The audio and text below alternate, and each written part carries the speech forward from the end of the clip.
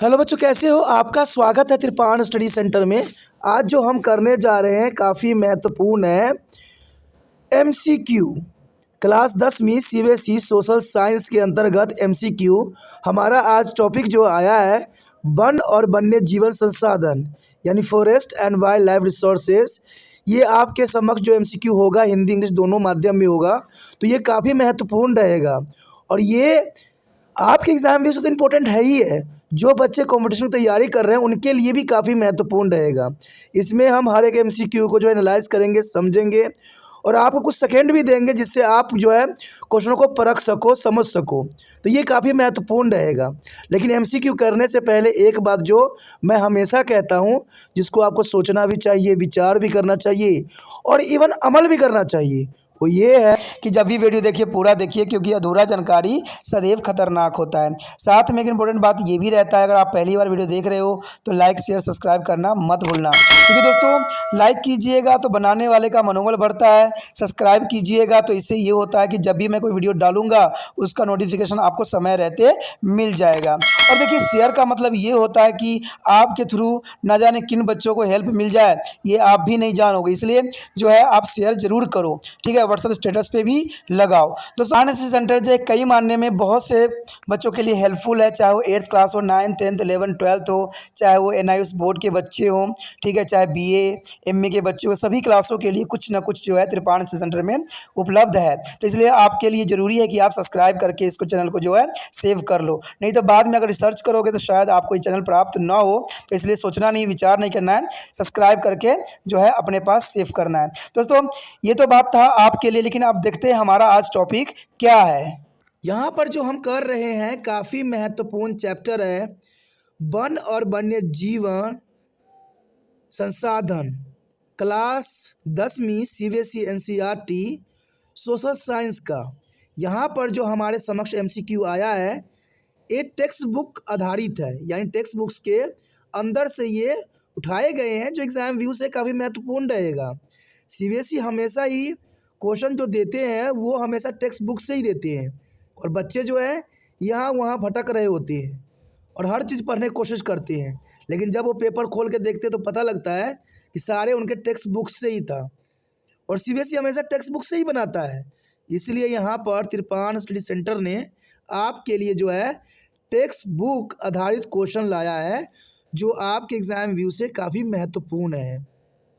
और देखा जाए तो यहाँ जो क्वेश्चन आया है वन और वन जीवन संसाधन के अंतर्गत, हिमालय में वन आवरण की रक्षा के लिए चिपको आंदोलन किसके द्वारा शुरू किया गया था। अब देखिए ये क्वेश्चन हर कॉम्पिटिटिव एग्जाम में भी पूछे जाते हैं, जो प्रतियोगी परीक्षा होती है उनमें भी ऐसा क्वेश्चन पूछा जाता है। तो ये देखा जाए तो हर एक बच्चों के लिए महत्वपूर्ण और बन जाता है। क्वेश्चन यह क्लियर है कि हिमालय में वन आवरण की रक्षा के लिए यानी वन की सुरक्षा के लिए चिपको आंदोलन किसके द्वारा शुरू किया गया था। सुंदरलाल बहुगुणा, डीएसई के डॉक्टर अनिल अग्रवाल, किसान मजदूर विकास के डॉक्टर अरुण राय या मेघा पाटकर। देखिए काफ़ी महत्वपूर्ण है, लेकिन सबसे पहले तो आपको अपना आंसर देने की ज़रूरत है कि आप इन चारों ऑप्शन में से किस ऑप्शन को सही मानते हो। इससे आपका भी नॉलेज चेक हो जाता है। तो आप इन चारों ऑप्शन में से एक आंसर आप चुन लीजिए, फिर हम इस पे आंसर पे डिस्कस करेंगे। आपने चुन लिया होगा आंसर कौन सा सही होगा, क्योंकि इससे आपके आईक्यू लेवल का पता लगता है कि आप कितना इंटेलिजेंट है और आपको कितनी तैयारी हो चुकी है। क्योंकि देखिए यहाँ पर कराने का अर्थ यही होता है कि आपको समझ में आए। अब देखिए हिमालय में वनावरण की रक्षा के लिए चिपको आंदोलन किसके द्वारा शुरू की गई। देखा जाए तो सीएसई के डॉक्टर अनिल अग्रवाल तो नहीं थे इस आंदोलन की शुरुआत करता, किसान मजदूर विकास डॉक्टर अरुण राय भी नहीं थे, मेघा पाटकर तो थी ही नहीं। अगर देखा जाए तो आपको पता लग ही गया होगा इसका आंसर ए है सुंदरलाल बहुगुणी, जो थे हिमालय में वन आवरण रक्षा के लिए चिपको आंदोलन का शुभ आरंभ किया। तो ऑप्शन आपको समझ में आ गया, सुंदरलाल बहुगुणी जो थे चिपको आंदोलन की शुरुआत करने वाले पहले थे। तो यहाँ पर आपको इस क्वेश्चन क्लियरिटी के साथ आ गया होगा, शायद आप भूलोगे नहीं कि चिपको आंदोलन किन्होंने शुरू किया था, सुंदरलाल बहुगुणी ने। अगला क्वेश्चन आपके जो है मोबाइल स्क्रीन पे आ गया होगा, जो काफ़ी महत्वपूर्ण है। और ये क्वेश्चन है भारत में कितने बाघ अभयारण्य है, यानी कितने जो है बाघ संरक्षण के केंद्र बने हुए हैं। तो ये देखिए क्वेश्चन बहुत क्लियर है क्योंकि वन और वन्य जीवन संसाधन के अंतर्गत ये क्वेश्चन है तो काफ़ी महत्वपूर्ण है कि भारत में कितने बाघ अभयारण्य हैं। यानी देखा जाए तो आपके ऑप्शन है 10, 15, 27, 29। अब देखिए जिन बच्चों को पता होगा वही आंसर दे पाएंगे। अब सारे बच्चे इसका आंसर को सोचिए कौन सा ऑप्शन सही है, आप दिमाग में रखिए, देखेंगे किसका कितना आंसर सही आता है। इससे आपका नॉलेज का भी पता लग जाता है कि आप कितना सक्षम हो अपने बोर्ड एग्जाम के लिए या कोई भी कॉम्पिटेटिव एग्जाम के लिए। तो आपने सोच लिया होगा इसका आंसर क्या होगा। देखिए भारत में बाघ अभयारण्य ये है कि आपको इसमें आंसर दिमाग में रखना ही पड़ेगा, क्योंकि ये आप नंबर जो है नहीं आप लगा सकते तुक्का इसमें, ठीक है। तो ये काफ़ी महत्वपूर्ण बात है, यहाँ पर आता है। अब देखिए यहाँ पर देखें तो 10 तो है नहीं, तो बात क्लियर है। 15 भी नहीं है, 29 भी नहीं है, तो इसका आंसर सी सही है। तो आप जिन बच्चों ने सी को सही कहा है उनका सही है। यानी भारत में कितने बाघ अभयारण्य है तो 27 है, तो 27 यानी सी इसका आंसर सही है। अब चलिए देखते हैं हमारा अगला क्वेश्चन क्या आता है। चलिए देखिए हमारे समक्ष अगला क्वेश्चन आ गया है, काफ़ी महत्वपूर्ण है। क्वेश्चन है इनमें से कौन सा कथन वनस्पतियों और जीवों की कमी का बोधीकरण नहीं है। यानी जो है फ्लोरा फना के लिए जो है कमी का वैध नहीं कराता, यानी इसमें नहीं वर्ड बोली गई है। कौन सा जो है कथन वनस्पति और जीवों की कमी का वैध कारण नहीं है, यानी कम होने का कारण नहीं बनता है। तो ए कृषि विस्तार, बड़े पैमानों पर विकास परियोजना, बी चराई और ईंधन की लकड़ी का संग्रह, डी तेजी से औद्योगिकरण और शहरीकरण का विकास। अब देखिए वनस्पति जीवों की कमी का वैध कारण क्या है, क्यों ये वैध है, तो आप सोचिए विचार कीजिए, फिर हम देखते हैं इसका आंसर क्या हो सकता है। आप अपना आंसर सोच लिए होंगे, क्योंकि सोच लेने से सही रहता है बच्चों की आप भी अपना आंसर लगा लो। देखिए इनमें से कौन सा कथन वनस्पति और जीवों की कमी का वैध कारण नहीं है। कारण नहीं है, अब कारण नहीं पूछा गया, क्वेश्चन में ही बच्चे कंफ्यूज हो जाते हैं, कहीं कारण नहीं बता देना, कारण नहीं है। देखिए कारण तो कृषि विस्तार तो है ही है, जितना हम कृषि विस्तार करेंगे उतना वनस्पति और जीवों के जो है नष्ट होगा, क्योंकि हमने वनस्पति को खाली करके जो है कि कृषि का विस्तार किया है। बड़े पैमाने पर विकास परियोजना बना रहे हैं जिनके कारण वनस्पति और जीवों को बहुत ही प्रॉब्लम आ रही है। चराई और ईंधन की लकड़ियों का संग्रह भी कई हद तक जो है इन जीवों के लिए बहुत खतरा का विषय बन गया है। लेकिन तेज़ी से औद्योगिकरण और शहरीकरण देखा जाए तो ये ऑप्शन थोड़ा सही रहेगा, क्योंकि इसका आंसर यही होने के चांसेस रहेंगे कि तेज़ी से औद्योगिकरण और शहरीकरण।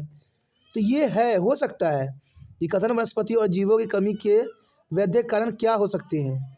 कारण नहीं है, कारण है नहीं कि कमी का वैध कारण नहीं है, तो तेज़ी से औद्योगिकरण और शहरीकरण हो सकते हैं। लेकिन देखा जाए तो ये भी ऑप्शन कई हद तक गलत है, लेकिन आंसर यहाँ पर यही है क्योंकि औद्योगिकरण भी काफ़ी हद तक जो है मुसीबत का कारण बन रहा है जीव जंतु के लिए, और शहरीकरण भी बन रहा है, क्योंकि शहरीकरण का मतलब ये होता है कि आप नया परियोजना तैयार कर रहे हो, नए शहर बसा रहे हो, तो इन जीव जंतु को नुकसान पहुँचेगा ही पहुँचेगा। लेकिन देखा जाए तो इसका आंसर डी ही है, तेज़ी से औद्योगिकरण और शहरीकरण का विकास। तो ये काफ़ी महत्वपूर्ण रहेगा एग्जाम व्यू से। कहते हैं क्वेश्चन ही ऐसे एग्जामिनर पूछ लेता है कि बच्चे खुद कन्फ्यूज हो जाते हैं कि भाई दे आंसर हम क्या, सारे आंसर तो काफ़ी मिलते जुलते हैं। तो इसमें से देखिए आपको इंटेलिजेंसी होता है, जो बेस्ट होगा उसी को आप थोड़ा सा करने की कोशिश करें। अब चलिए देखते हैं हमारा अगला क्वेश्चन क्या है। अगला क्वेश्चन आपके स्क्रीन पे आ गया होगा। ये क्वेश्चन काफ़ी महत्वपूर्ण है और क्वेश्चन है निम्नलिखित में से किस संरक्षण रणनीति में सीधे तौर पर सामुदायिक भागीदारी शामिल नहीं है। देखिए ये काफ़ी महत्वपूर्ण क्वेश्चन है कि निम्नलिखित में से किस संरक्षण, यहाँ संरक्षण हमें 4 दिए हुए हैं, उनमें सीधे तौर पर समुदाय भागीदारी शामिल नहीं है। जो शामिल नहीं है सीधे तौर पर, जो ऑप्शन है वो ऑप्शन जो है संरक्षण नीतियों में सीधे तौर से जो है सम्मिलित नहीं है। और कौन कौन से ऑप्शन है?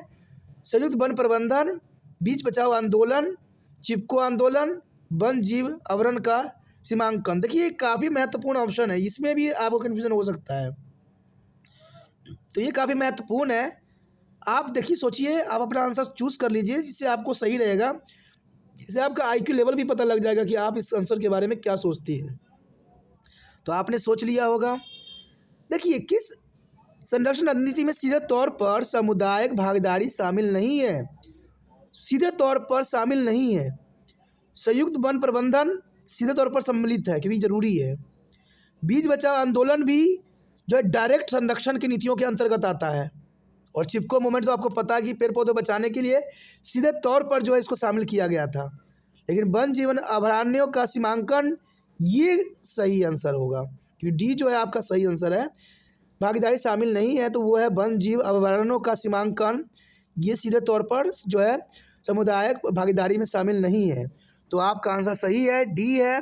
जिन बच्चों ने डी सोचा था उनका आंसर एकदम करेक्ट है और वो काफ़ी हद तक आगे निकल सकते हैं। चलिए अगला क्वेश्चन देखते हैं क्या है। अगला क्वेश्चन हमारे समक्ष आया है, काफ़ी महत्वपूर्ण है और क्वेश्चन है बक्सर टाइगर रिजर्व को गंभीर खतरा है। देखिए बक्सर टाइगर रिजर्व जो है ये गंभीर खतरा है। किस चीज़ से खतरा है, यही हमसे पूछ लिया है कि बक्सर टाइगर रिजर्व की गंभीर खतरा क्या है।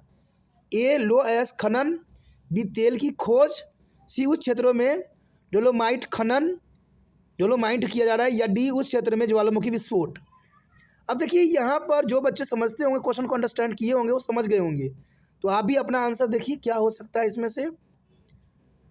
देखिए बक्सर टाइगर रिजर्व के लिए लोहे अयस्क खनन तो ये चलिए उस क्षेत्र में होगा ही नहीं। सबसे पहली बात तेल की खोज से जो है किसी भी गंभीर खतरा नहीं बन सकता है, और ज्वालामुखी विस्फोट तो इस क्षेत्र में होते ही नहीं है।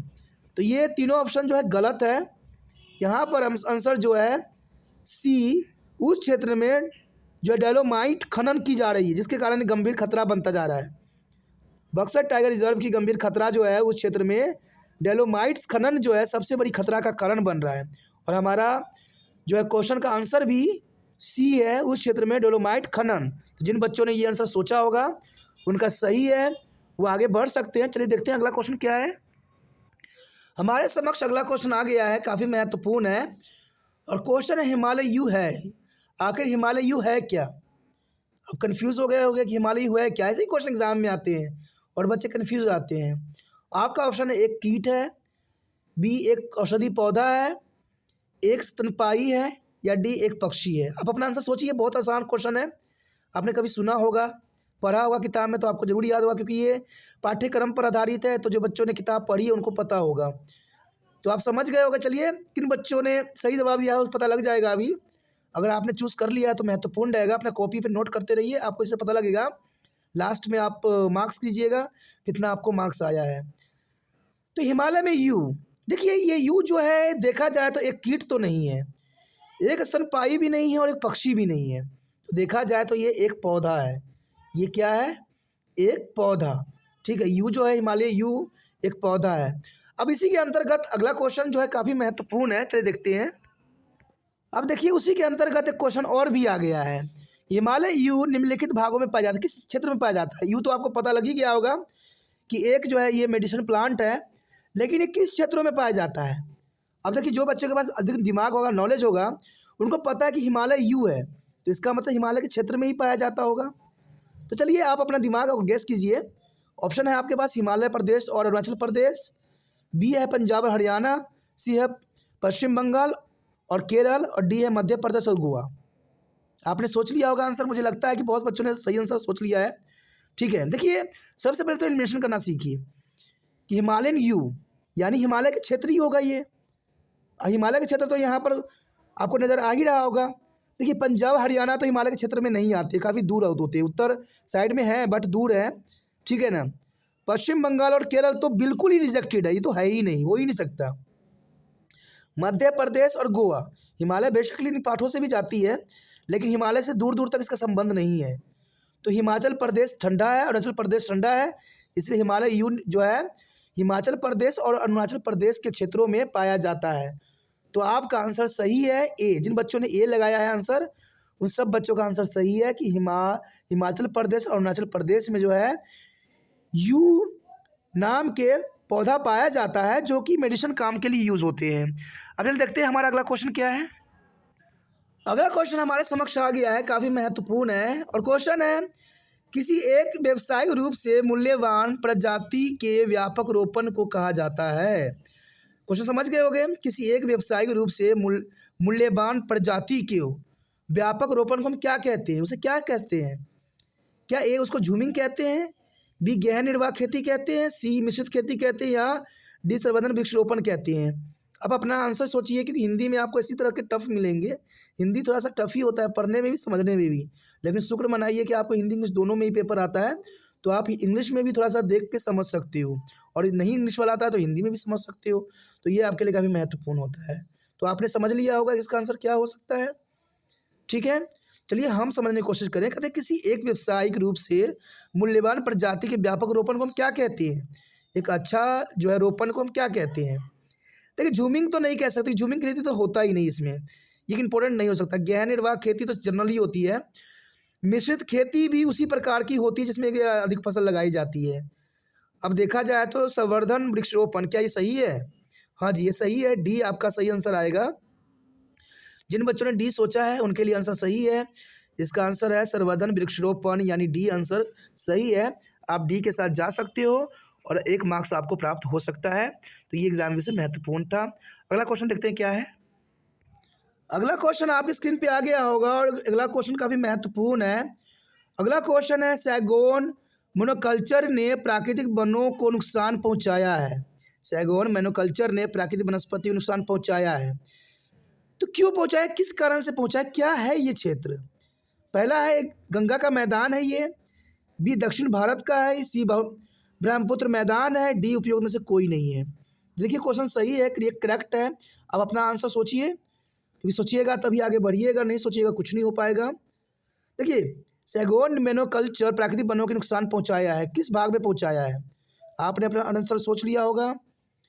देखिए गंगा के मैदान में तो ये हो नहीं सकता। मोनोकल्चर जो है गंगा के सैगोन मोनोकल्चर जो गंगा के मैदान में नहीं आता है, ब्रह्मपुत्र मैदान में भी नहीं आता है। तो देखा जाए तो इसका आंसर बी है दक्षिण भारत। तो दक्षिण भारत में ये पाया जाता है, तो इस उपयोग में से कोई तो है ही नहीं, तो इसका आंसर हुआ बी दक्षिण भारत। अब जो देखते हैं अगला क्वेश्चन हमारा क्या है। अगला क्वेश्चन आपकी स्क्रीन पे आ गया होगा, काफ़ी महत्वपूर्ण ये क्वेश्चन है और क्वेश्चन आप समझ सकते हो क्या है कि हिमालय में चीड़ के बागानों में इनका स्थान ले लिया, किनका स्थान, किन्होंने ले लिया है अपना स्थान, किसमें, हिमालय में चीड़ के बागानों में किसने ले लिया है अपना स्थान। क्या हिमालय ओक और एडेडोन्स ने ले लिया है, या सागौन और साल ने ले लिया है, या बबूल और मैक्सिकन किकर ने ले लिया है, या उपयुक्त में से कोई नहीं लिया है। किसने ले लिया है हिमालय में चीड़ के बागानों की जगह पर। सोचिए थोड़ा सा, आंसर समझ में आपको आ जाएगा। आपने अपना आंसर सेलेक्ट कर लिया होगा, ये काफ़ी महत्वपूर्ण बात है। अब देखिए हिमालय में चीड़ के बागानों ने इसका किसका स्थान ले लिया है, क्या सैगोन और साल का ले लिया है, तो ये ऑप्शन गलत है, सैगोन और साल तो है ही नहीं। देखा जाए तो हिमालय में बबूल की खेती नहीं होते हैं, तो बबूल जो है बिल्कुल रिजेक्टेड है, बबूल और मिक्सिन कीकर नहीं है। तो इसका आंसर राइट है ए हिमालयन ओक ने, क्योंकि हिमालय क्षेत्र तो हिमालय ओक ही लेगा, ये तो आपकी समझ होनी चाहिए। हिमालय में चीड़ के बागानों में हिमालय ओक ही लेगा, एडोडोन्स ही लिया है, तो आपका आंसर 10वां का जो है ए हिमालय ओक और एडोन। तो काफ़ी महत्वपूर्ण यहाँ बात आती है और काफ़ी ज़रूरी भी एग्जाम व्यू से। तो इसी के साथ हमारा ये क्वेश्चन खत्म हो जाता है। आगे और भी हम क्वेश्चन पे जो है डिस्कस करेंगे। टोटल 25 क्वेश्चन रहेंगे जो कि काफ़ी महत्वपूर्ण रहेंगे और भी एनसीईआरटी पे आधारित, तो ये काफ़ी महत्वपूर्ण रहेगा। अगर आपको समझ में आ रहा है, अच्छा लग रहा है और चाहते हो कि और वीडियो आपको इस पर प्राप्त होता रहे, तो जितना हो सके इस वीडियो को शेयर कीजिए, क्योंकि शेयर ही दूसरे बच्चों का केयर है। अगर आप बच्चों का केयर करते हो तो आपके लिए भी त्रिपान स्टडी सेंटर अधिक से अधिक वीडियो बनाएगा जो आपके लिए फ़ायदेमंद रहेगा। तो सोचिए ना, जितना हो सके इसको शेयर कीजिए, व्हाट्सएप स्टेटस पे लगाइए, जिससे दूसरे बच्चे भी इसको देख सके, समझ सके और एग्ज़ाम में अच्छे मार्क प्राप्त कर सकें। पहली बार मेरे चैनल पे आए हो, पहली बार वीडियो देख रहे हो, समझ में आ रहा है, अच्छा लग रहा है और चाहते हो कि और वीडियो आपको इसी प्रकार प्राप्त होता रहे, तो सोचना ही नहीं दोस्तों, समझना नहीं है, त्रिपान स्टडी सेंटर को सब्सक्राइब करके अपने मोबाइल में सेव करना है।